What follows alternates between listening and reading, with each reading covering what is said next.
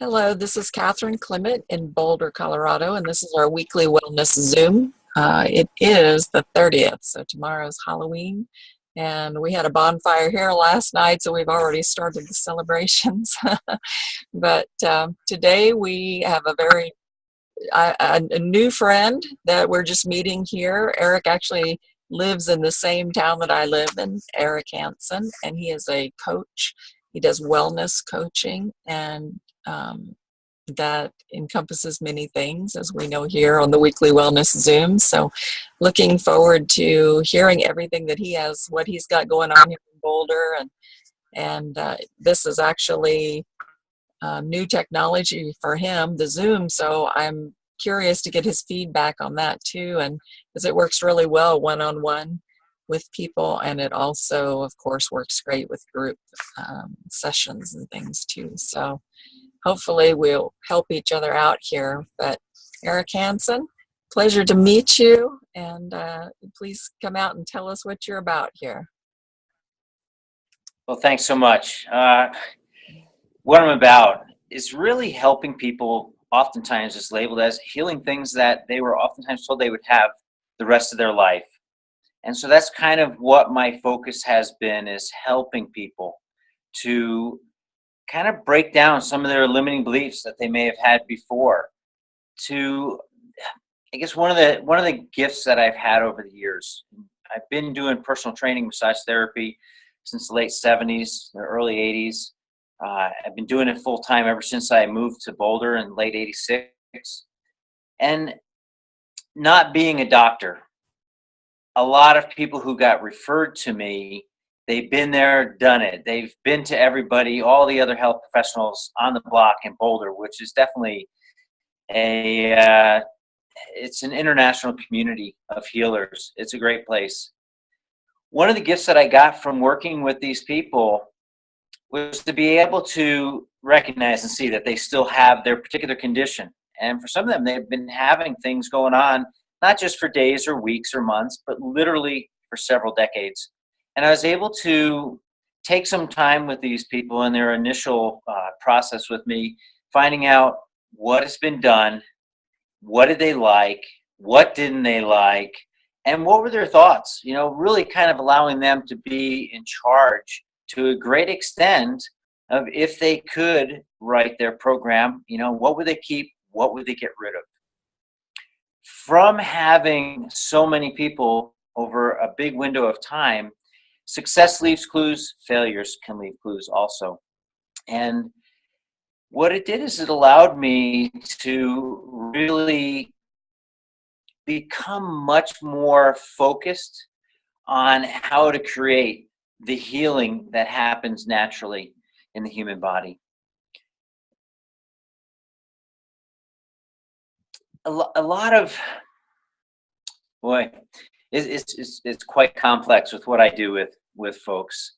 If I reflect back on some of the people I've worked with this week, a gentleman this morning that I got together with, he had broken a bone in his leg, and that was in a motorcycle accident. So a little bit of a freak thing that took place. But here it is, 6 months after his motorcycle accident, and he was still using a brace on that ankle. He was still using cane.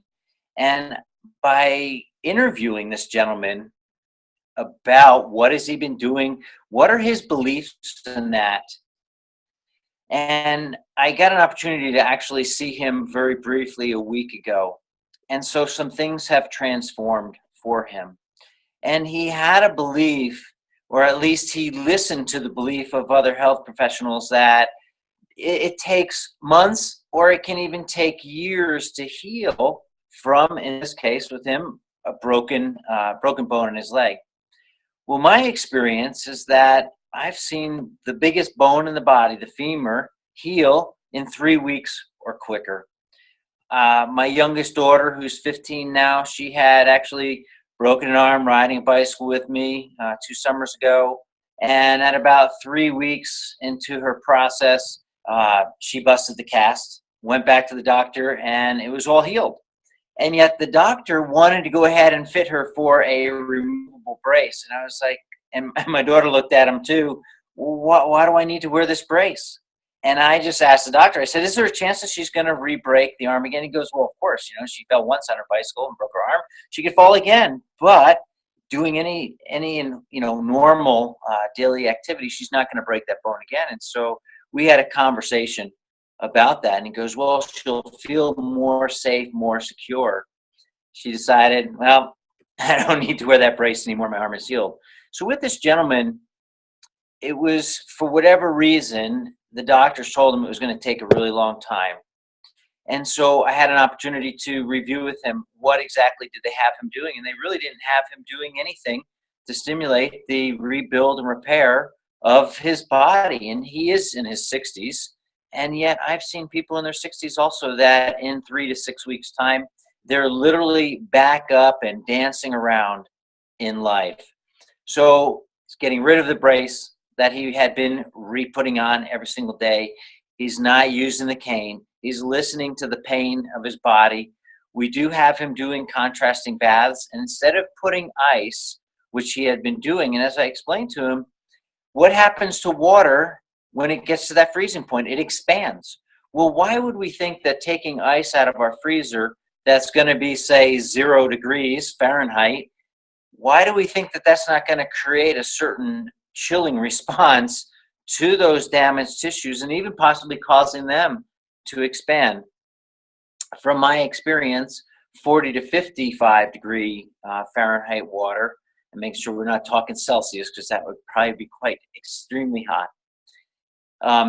We talked about the importance of cooling an area, but also what is the operating temperature for the body? It's 98.6 and warmer, depending on what's going on with one's individual body. And so every time that somebody has been taught or told that they should be doing this icing protocol, I have them do cold water therapy, somewhere in that 40 to 55 degrees Fahrenheit.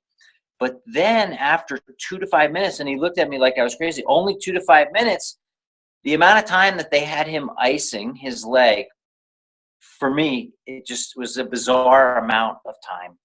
And I also realized that from my personal experience back in the early 80s, when I first started to get experience with ice protocol, ice therapy, and it wasn't working for me, and I started to look at a lot more people, finding out, was it working for them or not? So with this gentleman, he now, after that 2 to 5 minutes in the cold water, and he's quite scientific, so he's probably even putting a thermometer in there to check how cold the water is that he's putting his leg into. But now we want to get his leg tissue back up to 98.6 or even a little bit warmer. And with doing that, the body can actually rebuild and repair itself. There's increased oxygenation, nourishment, circulation, and that takes place. So he could also look at what were they having him do to heal it. Well, basically, they were immobilizing it. Last time I knew that somebody was immobilizing areas of the body, there was a level of deterioration, weakening that actually takes place. And so I started asking him, well, how do you feel the mending has been with your bones? How are the tendons, the ligaments, and that? And he goes, well, they're probably pretty good. It's been over 6 months. And so he's listening to his body. He's beginning to do more weight-bearing stuff with it. I have him non-weight bearing, doing some resistance training, which if we were to go to a typical physical therapy clinic, and when I say typical, almost with no exception, any physical therapy clinic, I've not found that there is a very complete method out there for strengthening the 25% of the muscles that are contained in our feet. And so all the way back to January of 1986, I developed a method that we can strengthen every single muscle from its full length to full contraction for the whole foot ankle mechanism. So I taught this gentleman how to do a few little basic movements. It's the resistance that, it's the contractibility of the muscles that determines how much resistance we can have coming in and still be able to move it.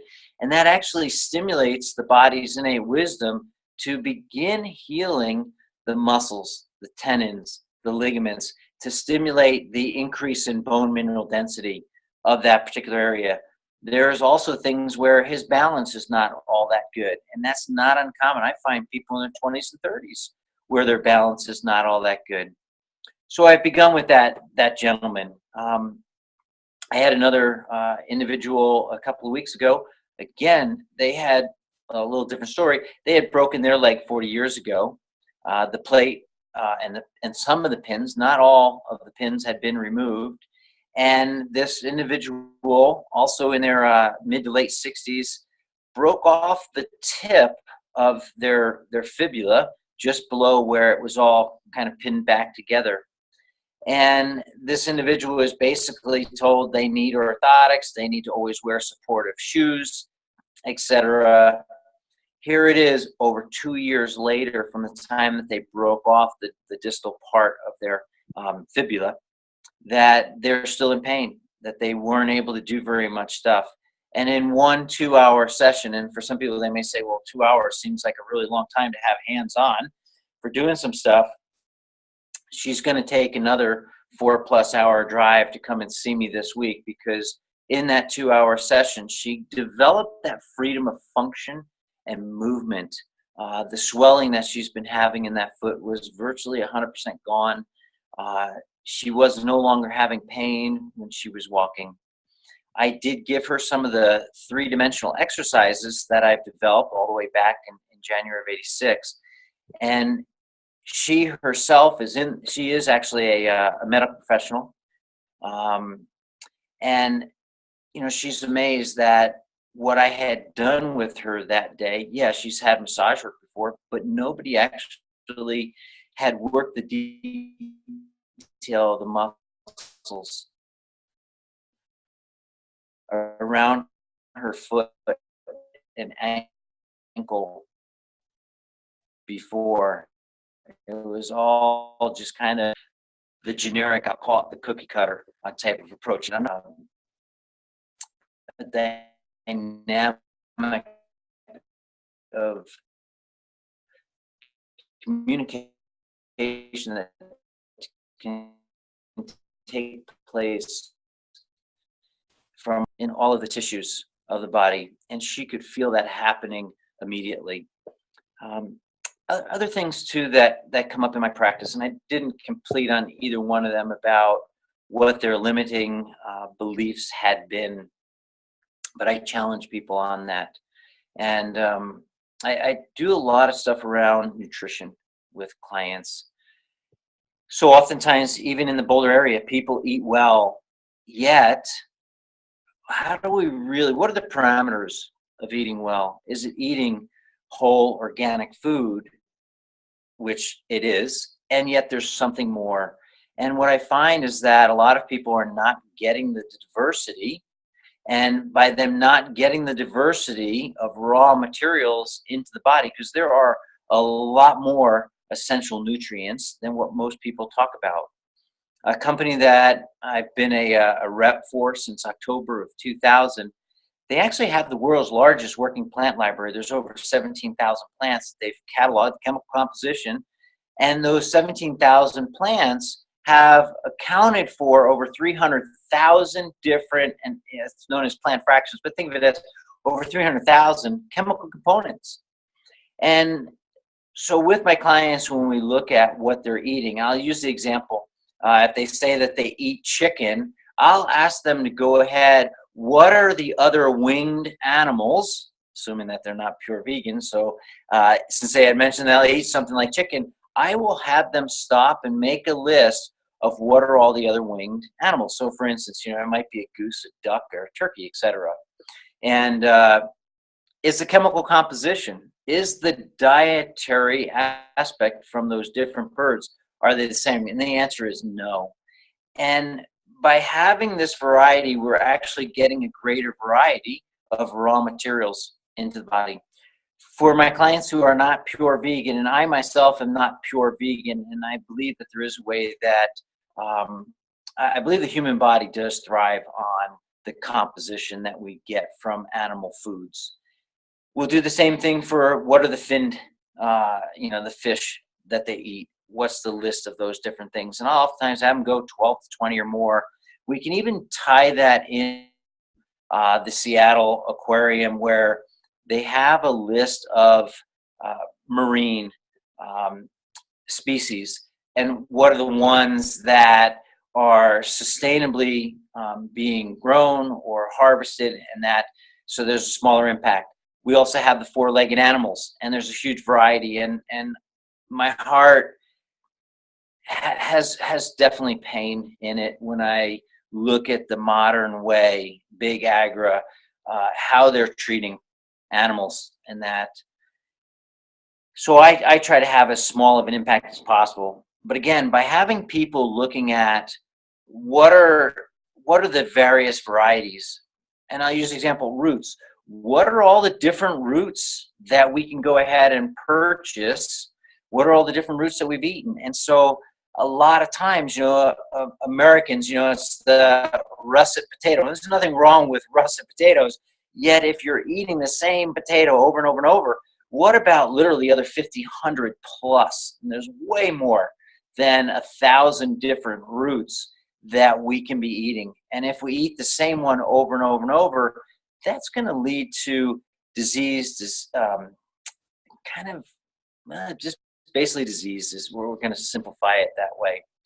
So with my clients on the nutrition, we look at what are some of the key areas to go ahead and get nourishment from. Two areas that, and I'll leave it at this piece for the nutrition.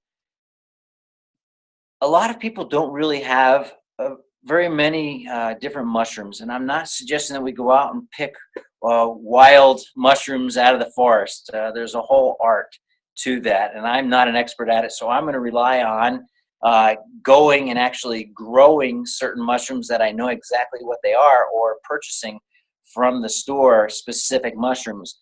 But I really encourage my clients to have 8 or more different mushrooms and at least 3 or more meals a week that have some mushrooms in their diet. Because one of the things that I was able to be shown is that there are raw materials that are unique to the mushroom kingdom of plants.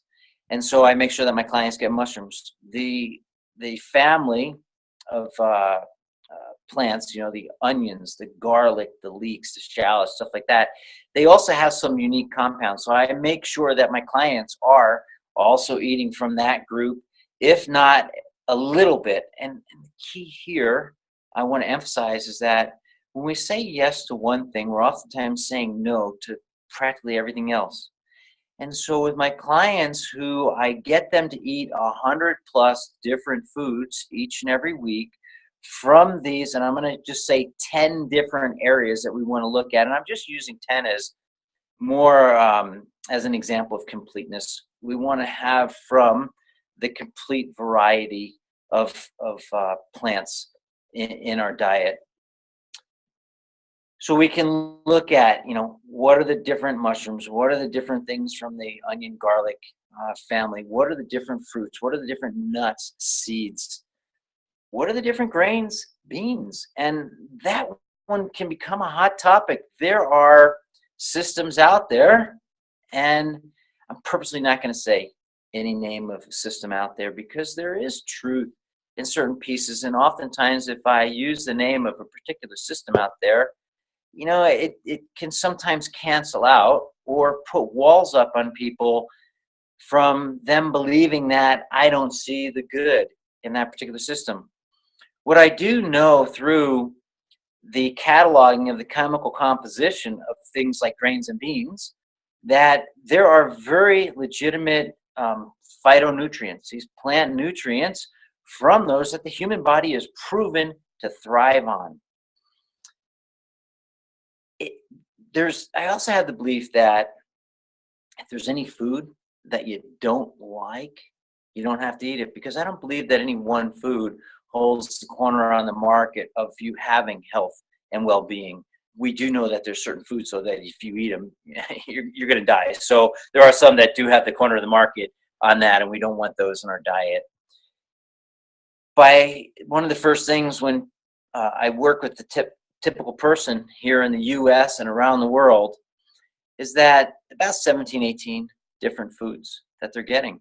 And so there's really not that diversity. And yes, they can have all of those sustainably grown, harvested, prepared, and yet they're missing so much. And they wonder why they don't have great energy, why their brain isn't functioning well. And a lot of people that I work with these days, even young kids, their balance is horrendous. And I really love Louise Hay and her work, especially her book, You Can Heal Your Life.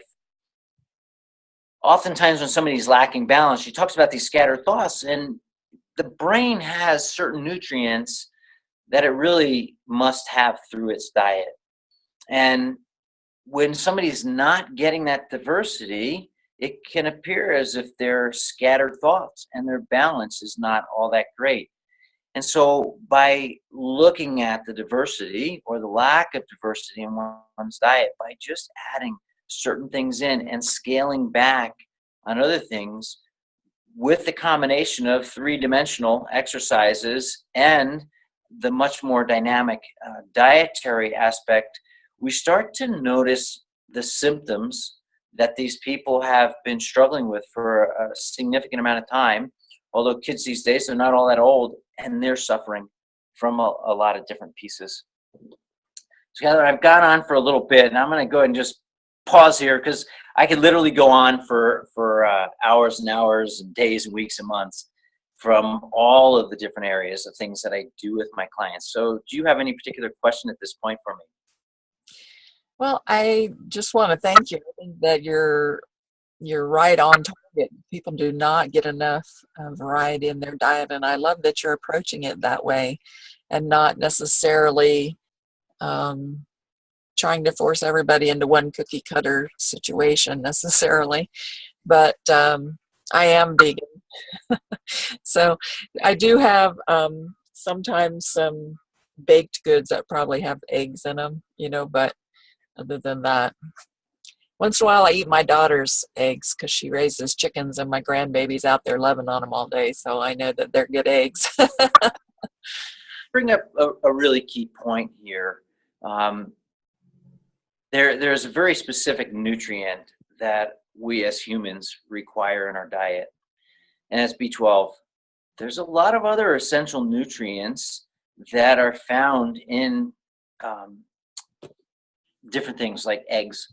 So if somebody is truly gonna want to be that pure vegan, absolutely no animal sources whatsoever, eggs are the one thing to make sure that they're having in their diet. And from what I understand, I never met Gandhi in person, is that Gandhi, if he did not have milk and dairy in his diet, he got extremely weak. And so, he's probably one of the absolute world's most famous vegans that there ever was. And he made sure that he was actually getting some dairy products into his diet.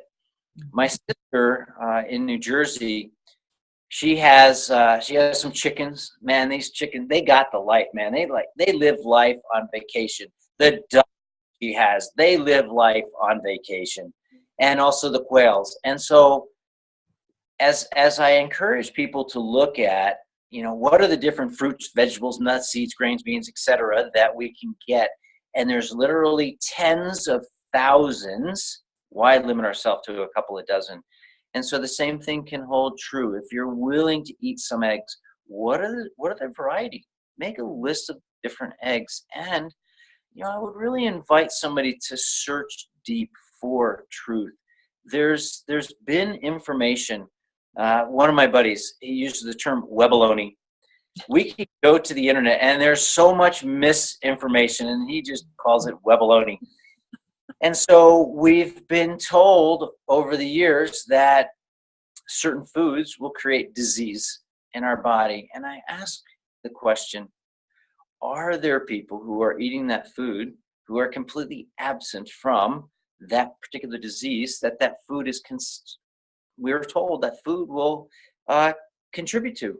With eggs specifically, I was told as a kid growing up and through being an adult, I'm 55 now, that my arteries, my whole circulatory system will clog. And if somebody wants to have that belief, they're welcome to. I'm not going to tell them what they could or shouldn't, or could or couldn't believe. For me, I've just not seen that as validation. For those who believe that we should be vegan, pure vegetarian, because of the inhumane aspect, I respect that. I absolutely get that. And, I'll look at my sisters, winged animals cruising all around and stuff like that, and can take flight. By us consuming their eggs, the symbiotic relationship that they have in the edible garden, and I'm purposely saying edible garden because I don't want to just limit it to vegetables, because there's a lot more than just vegetables being grown.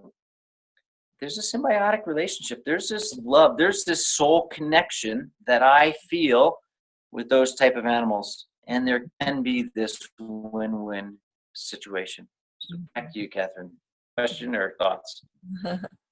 That's wonderful. So I want to hear more about this system that you've developed of circular strengthening, and because I myself, and I'm a spokesperson for many others that have some things going on with our bodies that could probably help.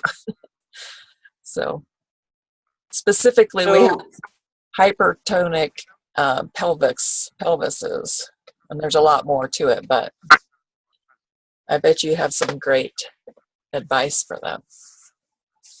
Well, so far, and there's a lot of different names for systems out there, I have not seen a disconnect between our thoughts, our mind, our emotions, our physical body, our spiritual expressions in that. So there is a direct link between them. One of the pieces that I learned going back into spring of 1987 is that it became real evident to me. I was taught since a very young age. I've competed in swimming since I was 5, so I got 50 years of being around swimmers. I was told that when a muscle was tight, I needed to stretch it. Kind of give quick summary of certain things. One of the things that I realized eventually was that, and I'll use the ankle for example, if I rely on the muscles of the front of my leg to contract, to lift my foot up, to move it in a range that's going to stretch my calf muscles, a device called the goniometer will measure that as 20 degrees. Yet, when I was taught to stretch my tight calf muscles, especially when I wanted to become a runner, and I didn't really begin running until I was 18 years of age, when we measure how much articulation at the ankle joint, it's 40 to 50, and in some cases even more. So if my muscles, healthy muscles, and the books will say 20 degrees, and yet I'm noticing a lot of us have 25 or so degrees when we're relying on the contractibility of the muscles on the front side of the leg to lengthen the back side of the leg. So what happens when we take something 2 or 2.5 times further? And so not all, but literally 9 out of every 10 stretches that I was taught, that as a health professional, I'm told that I should still be teaching people, I was able to prove objectively it violates our body. So it's creating instabilities. And so oftentimes, and I had a chance to teach at the University of Colorado there in Boulder, to the folks that were getting their masters in fine arts, specifically dancers. And we did some kind of interviewing, surveying, having them demonstrate different things. And the areas that they had the greatest level of tightness, perceived tightness in their body, and I purposely use that word perceived tightness, were the areas that they were doing these traditional stretches the most. And so the more that they stretched an area, there became more level of dysfunction. So I then came up with a way looking at this circular aspect, this 3-dimensional function of joints, and I started to rely on the contractibility. I'm going to leave it at that. It's not going to be complete. But the next thing is, whenever, from my experience, reflecting on when I have a muscle in my body that's getting my attention through pain, tightness, cramping, I believe that when my body has a tight muscle, it's in self-preservation. It's not for self-destruction. It's not my muscles saying, I'm going to get back at you, Eric. And so what I realized was that a tight muscle, and through peer review has not been shown to be otherwise, is always weak. Now it's a matter of understanding, well, why is that muscle weak? There's numerous things. The bottom line, to stimulate the body's innate wisdom to strengthen that area, we want to offer resistance, and specifically we want to start to work with that muscle in learning how to fully contract it. There's a lot of muscles in the human body that by the time somebody comes to work with me, when I show them how to fully contract their muscle, they go into cramps, spasms. And I teach my clients, when your muscle goes into that cramp, that spasm, to welcome it. And I was always taught, well, as soon as you get a cramp in a muscle, you should stretch it out. What's really fascinating is that the quicker my clients can welcome and just let that area of their body cramp, the faster the cramp goes away. And there's a number of pieces with that. Getting this, it doesn't have to just be the pelvis. When we look at two identical people, let's say that my parents are smart and 55 years ago they cloned me, and there's two of us, and I'm standing side by side with my cloned individual. When we are standing there and we have two different postures, we can get a sense of a variety of different things that are taking place. And so our product of our daily activities, past and present. And so when we're holding our body habitually in certain, it can create certain connections with it. These three-dimensional movements, and I put up days ago a video that was shot about 2 years ago showing and demonstrating one of my three-dimensional movements. The system that I put together is going to be known as the Van Hansen method. If you were to Google that right now, you probably aren't going to find anything on it. I pretty much retired at the end of '02, travel full time, and now I'm working with a team of people to go ahead and put it together in a cohesive way so that anybody can read this system or start to learn it, to apply it, to teach it to others. So you could probably go to YouTube and put in for the Van Hansen method. That little video may come up. Again, it wasn't professionally shot. It was just impromptu. I was asked to demonstrate something. I did that for a group of people one morning 2 years ago, and just put it up. So it's only had maybe 40 or 50 views at most. So with the pelvis, a person can hold their pelvis habitually in a certain pattern because they've been sitting 8 hours a day at work, or it may be because they were sexually violated at a younger age, or there's a lot that goes on in life. We could also look and see, I ride my bicycle oftentimes, and you ask, well, how come I don't use Zoom and stuff like that? Well, a lot of times, my hair has just come out of a bike helmet, and last thing I need to do is to have to go and fix my hair and stuff like that so I can look good. I did come off my bicycle shortly before we're getting together, so this is helmet head. Thanks.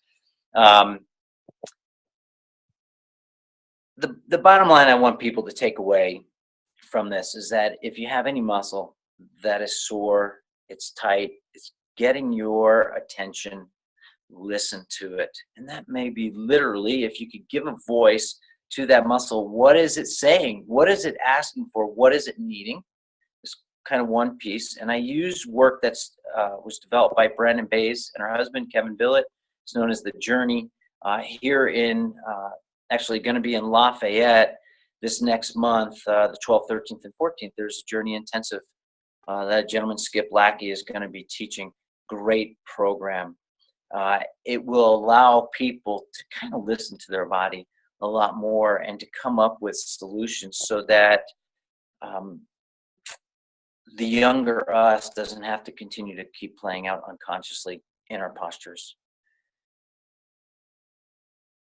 I find that when I ask people, I make that recommendation: when you have a tight muscle, contract it.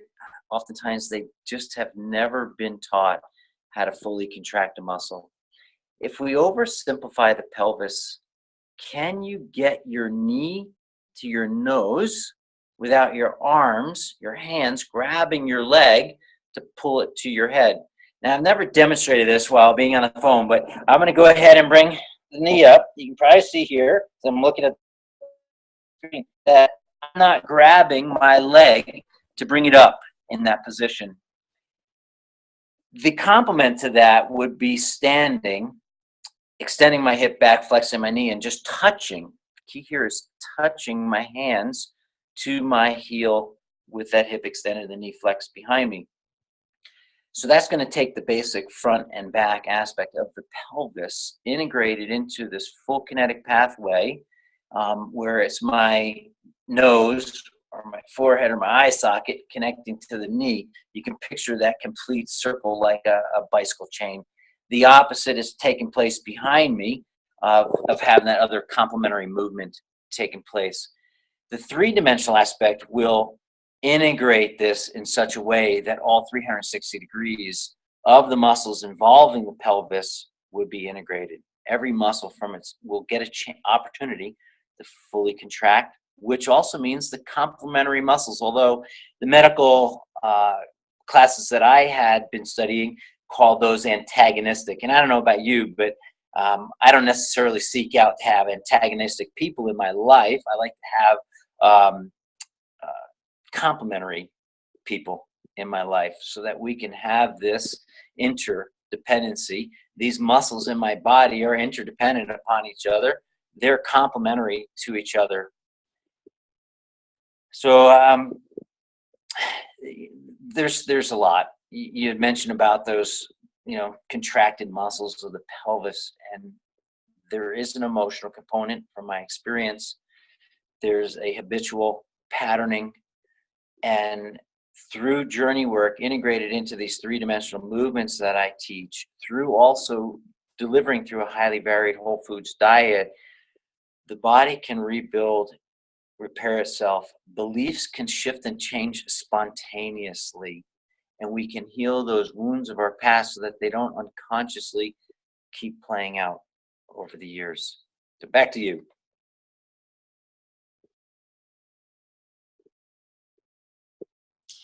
Yes, I too. Well, I was an RN for 20 years. I worked in neonatal intensive care primarily, but I also did some other work too, working with kids on vents, mostly in the homes, and some dialysis, some psych. What I've noticed, I fully agree with you about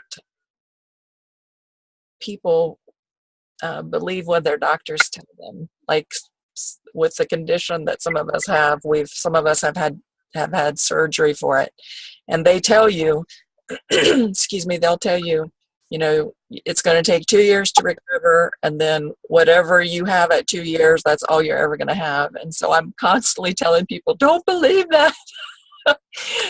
Because you can heal quicker than that, and your body's going to keep healing. I'm twice out of a wheelchair, so I'm pretty well schooled at that. I don't like to keep going through it again and again and again, though. So I may be calling you and talking to you about some of your programs. There's the gentleman who introduced me back in 2000 to Univera, and I still love working on a regular basis with Stephen Chernisky, their chief scientific officer. But this gentleman who got me introduced into that, he had a motorcycle accident 10 years earlier. And actually, he came to me way before 2000. It's probably late 90s, somewhere, maybe 97, 98, something like that. And he came in because of a service that I was offering at Paradigm Therapies, my wellness center at that time. And he wasn't there for any of my services. It was for a product that I had at the wellness center. But I spoke to this gentleman, and I'm purposely not throwing his name out there. I haven't, he gives me permission to use his name. Most everybody that I work with does, but keep silent. He was in the motorcycle accident. He worked at Craig Rehab because he was a hemiplegic, meaning that the whole one side of his body, just like a stroke person can oftentimes have, where there's a paralysis, well, his whole right side. But this was 10 years after, and I noticed a glitch in how his arms moved, how his torso moved, how his legs moved. He became flush in shame when and I apologize to him now for whatever level of insensitivity I may have had. I just, when I see something, I just call straight. I don't, beat around and go, oh, it's like, and he then decided to go ahead and work with me. Well, when somebody has had nerve damage, spinal cord damage and that, and it's 10 years out, it's not considered changeable by that particular aspect. And so this individual, his one pinky, his little pinky, and maybe that one didn't heal, as a little reminder, his gratitude for all of the gifts that have come to his life since he had crashed that motorcycle and the paralysis that he had gone through. But there's an example of somebody, anybody that knows this individual today, you don't see any idiosyncrasies. You see his personality and his movement and stuff, but you don't see any of that byproduct. I've had an opportunity to work with people who they hadn't quite gotten all of their function back after having strokes. And I've had an opportunity to work with a number of these people over the years. And my experience is, people who are 10 or more years out, they're able to get that full function back. And it's exciting to watch how many more opportunities open up for them when their whole body is working really well. I wish there was a magic bullet, magic pill, a magic machine that we could just put them in and it takes place. I've not found that miracle machine as of yet. It takes consistency. It takes a level of consciousness to be willing to look at what are all the gifts of it, but what's what's the role that they're playing in their disease and or their healing, and working from there. So I look forward to having an opportunity of learning much more of what you've personally gone through. So then you can, from your personal experience, speak about what had you done before meeting me, what are we maybe doing now that may be the same or different, and how is that playing out for you? Yes, that'll be wonderful. I'm so glad that we met. And, every meeting is a divine appointment in my mind, and I definitely have gained many, many gifts from the last 11 years. But one of them is being able to help people on a much broader scale. I was working as a nurse one-on-one with people, and now I work with many people. So I have the ability to voice things that other people aren't comfortable voicing. And because we're specifically dealing with genital pain, not necessarily pelvic, but specifically genital. And so that brings it to a whole other level that some people are not, even like wives aren't comfortable letting their husbands even know what's going on. And, it's this crazy, and there is an emotional component because these nerves are, they're motor nerves, sensory nerves, and autonomic nerves. And so they're kind of run up to the limbic system. And it's just this,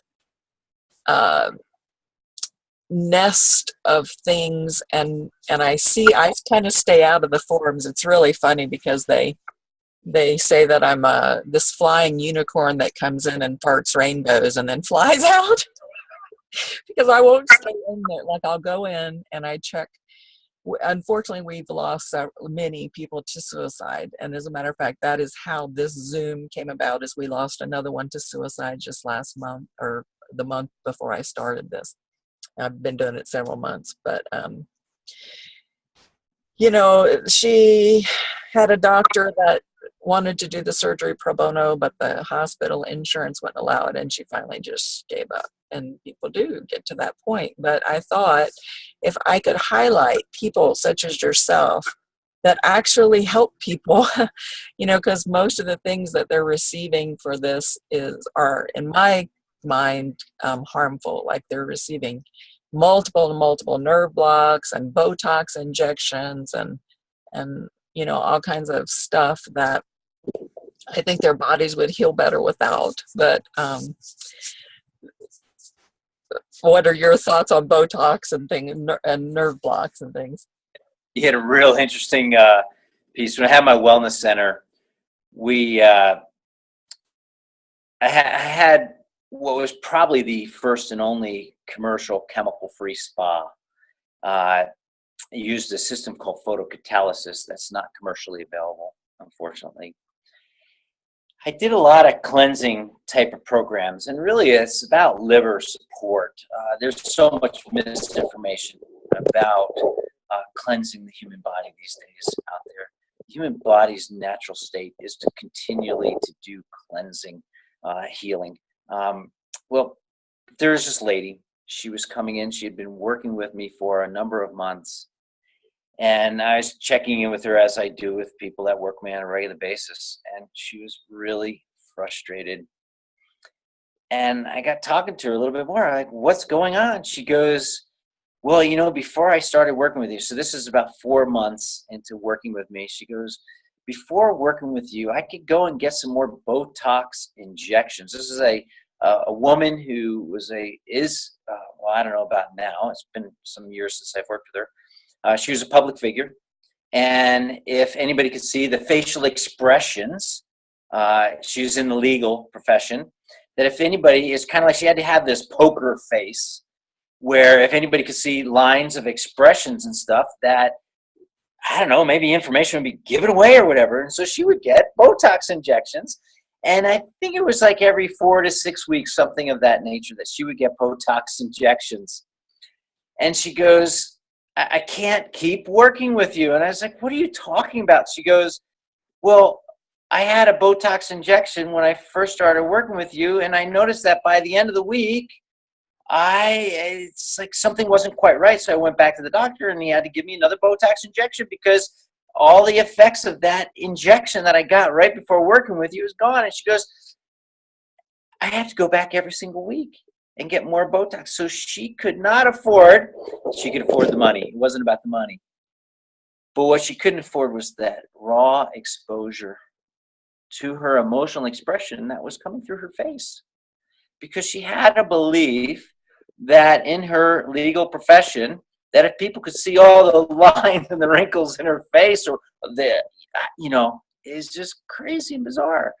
So, the body doesn't want, I don't believe the body wants Botox, that rat poison into the body. It wants to naturally get rid of it. So cleansing is a natural piece with that.